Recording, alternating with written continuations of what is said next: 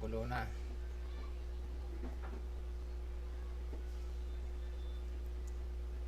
Halo-haluin lang natin uli at lagyan natin ng Sprite.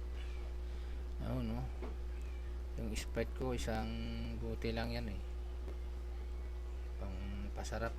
Kaso, nabawasan pa ng pamangking ko. Hindi ko napansin, binawasan.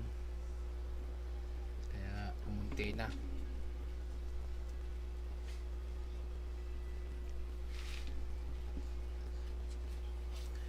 At yan na.